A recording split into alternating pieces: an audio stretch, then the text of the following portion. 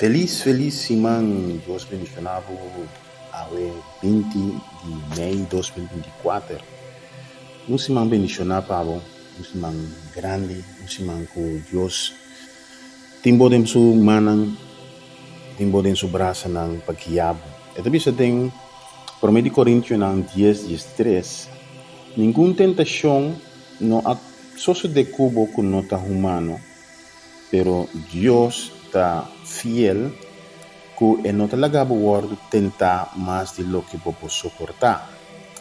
Pero junto com a tentação, Deus me está abre caminho para poder suportar. Que bendi, Deus te bisa aqui nanang escucha bom, que Ele não te permite borrar uma tentação que não é humano. Então, Ele não te dá uma tentação ou não te permite borrar uma tentação que não pode carga. Pero, tem hora borrar uma tentação, mas Ele bisa, mas hora Ele abre caminho também para poder sair e para poder sair e que poder suportar a tentação. Que bendi, esse man aqui, qualquer tentação que por vir de nosso caminho, sabe delantar, sabe forjar o hora aqui, que Deus já acaba a sorpa e nota mais forte que nós podemos suportar. E tampouco é nota tentação sem salida. Tata Santo, nós te damos danke, nós te ponemos esse man aqui de momento, Senhor. Padre Celestial, te envia tentação não tem que vir, para sobre assim nós te vamos formar, Senhor. Nos fé te vamos formar, nos paciência te vamos formar. Tentação não me servir, para assim nós vamos formar. Pero também, Senhor, a palavra de Bíblia que para nós não ter medo, ora tentação vir, para sobre nenhuma tentação, lota mais forte que humano, gente por carga.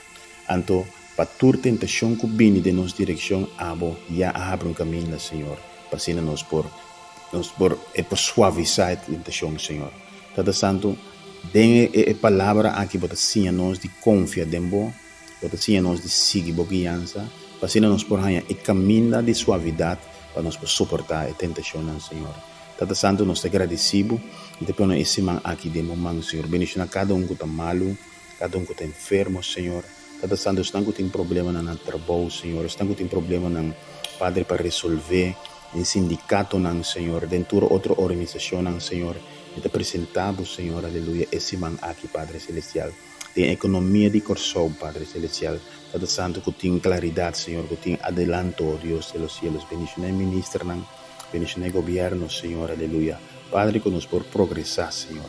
Nós damos danke, nós te pedimos, Senhor, para cuidar o país aqui, Senhor, de desastre, Senhor. Laga água ser o cai, pero cuida o país aqui de desastre, Senhor.